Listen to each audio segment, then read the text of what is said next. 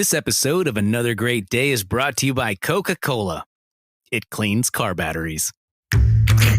Tuesday, February 7th, 2023. I'm Aaron, and this is my jolly co-host, Chris. Oh, man. Hello. We'd like to welcome you back to another great day. Hey, Chris, what you doing over there? I'm working on writing a book.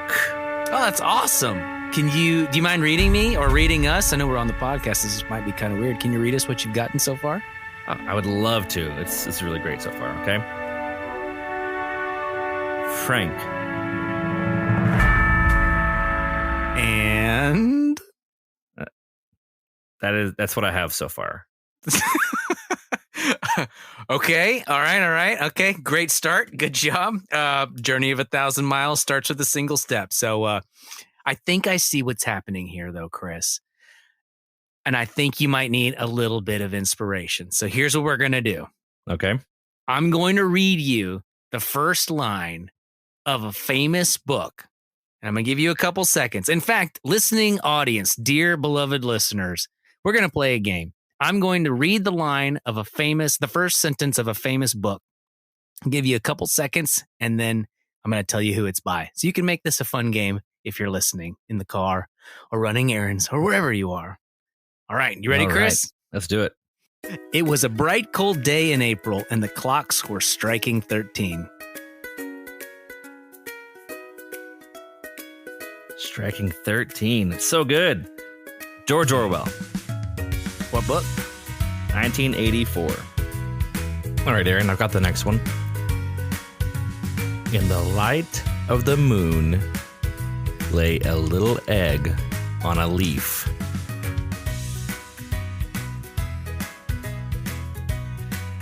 That is The Very Hungry Caterpillar by Eric Carle. Boom. Here we go. Y'all will know this one. It was the best of times. It was the worst of times. A Tale of Three Cities? Oh, you were so close. Two Cities. Tale of Two Cities, Charles Dickens. That's right. And you might know that from the Dogman book, kids. A Tale of Two Kitties. Yep. Okay. Kitties. That's what it's called. Mr. and right. Mrs. Dursley of number 4 Privet Drive were proud to say that they were perfectly normal. Thank you very much.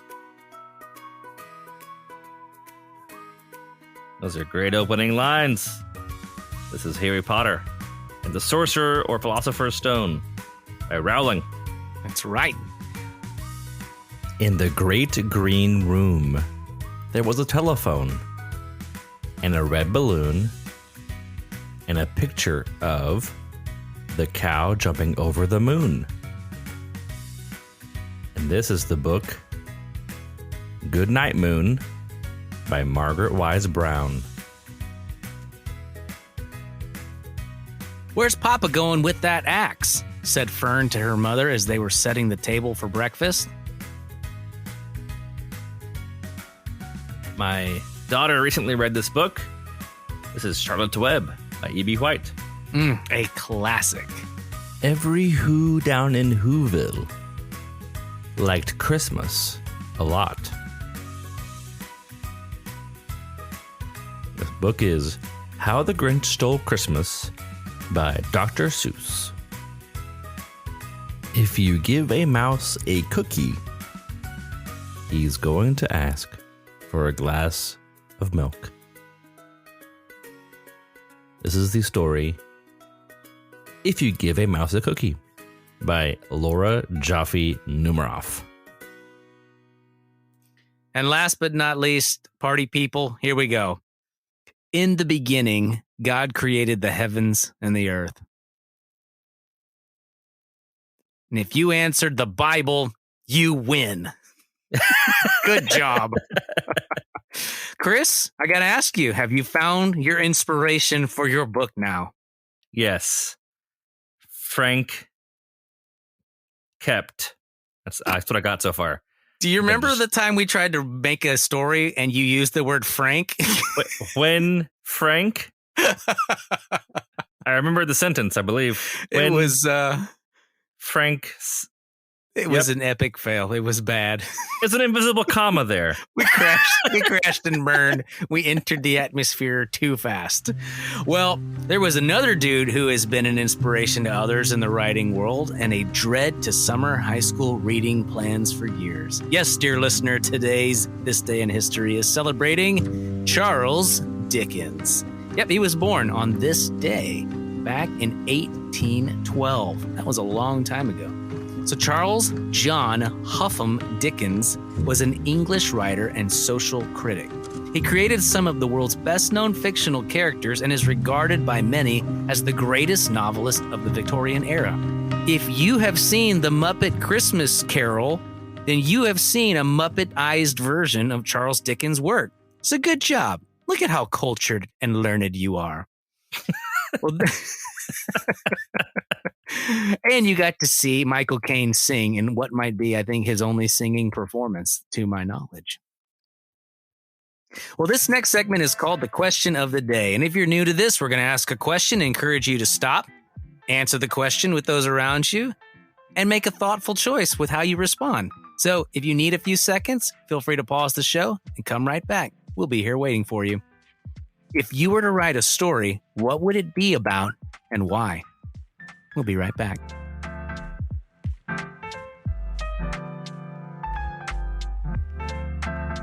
All right, welcome back to another great day. We're going to answer the discussion question. We hope you had a good time with that. Chris, if you were going to write a story, what would it be about and why?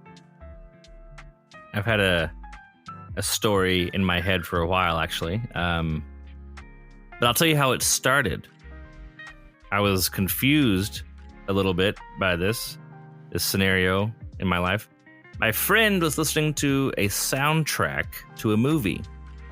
So that's a recurring theme on the podcast, movie soundtracks. Yes. Godzilla soundtrack. To the movie Drive. Ooh. And it has a song on it called Night Call by Kavinsky. It's really nice. Great. Retro 80s song.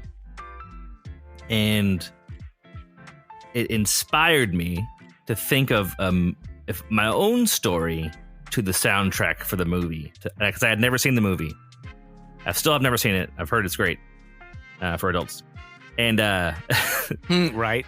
But the story I heard in it of this electronic 80s kind of industrial was of a young person, 10, 12 years old, who's a mechanical genius and makes all sorts of contraptions. And it's a kind of a tough world they're living in, and he uses these contraptions to save the day. Cool. One of them is extra leg extension jumpy things. Sweet. That was the main compelling one, where he has like hydraulic leg jumpers and it can jump from tops of buildings onto the ground or jump really high. I don't know why. That was kind of like those boots in the horrible live action Mario Brothers movie. Yeah, I like that, but with a way kid cooler and much cooler. So, what kind of a story would you write? Man, so those leg thingies kind of remind me of Portal. How you can't fall off of anything too far because of Portal. It's like that. That's super rad. I can picture that in my mind's eye. I like adventure stories, and I'm terrible at writing them because I want to build the whole world perfectly before I put pen to paper. I was even thinking about this today. I did a moderately good job of listening to the sermon at church on Sunday, and I did start daydreaming a tiny bit, and I was thinking about a story that I could write.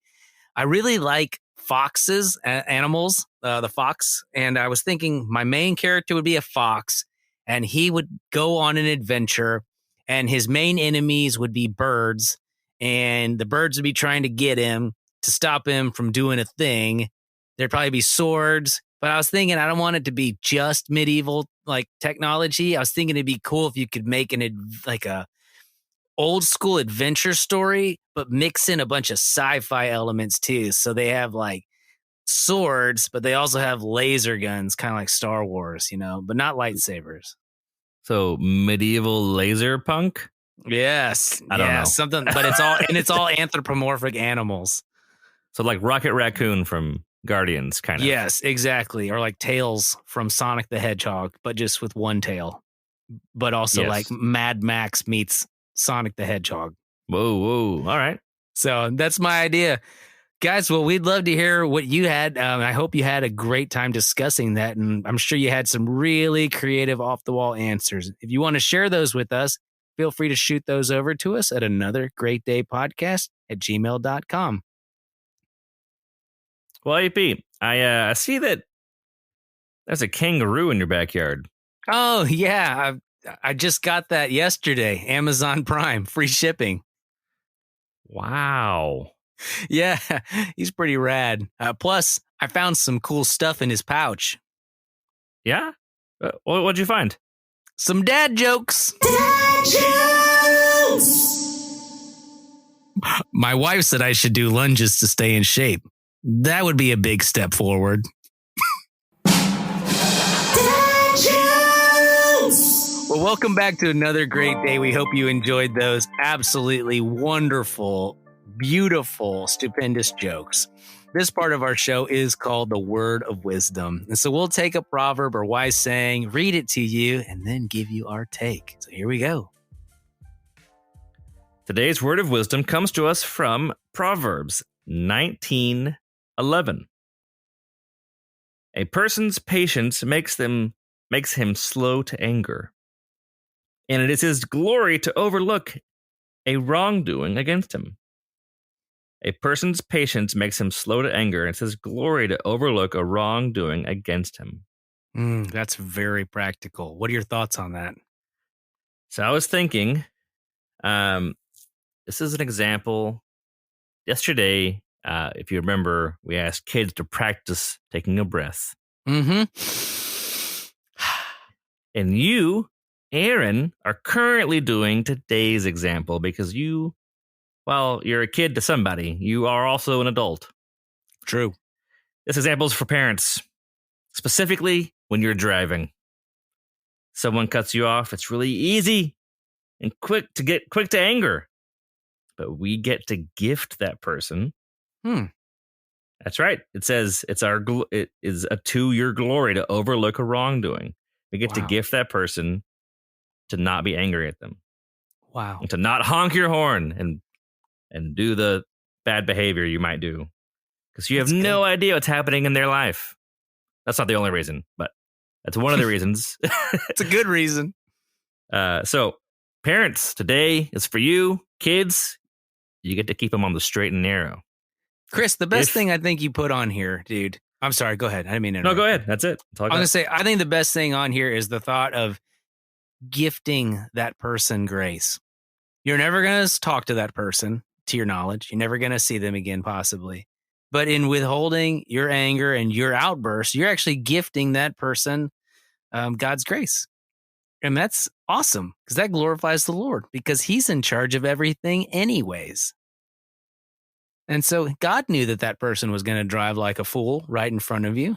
And now you get the gift of responding correctly and doing the right thing despite what other people do. I think that's awesome. Good job, Chris. Thanks. All right. Well, hit the music, my man, and let's get out of here. We would like to thank you for listening. And if you're enjoying this show, please share it with your friends. And like I joked yesterday, even your enemies. Either way, we're glad you're here and we hope you make it another great day. See you tomorrow.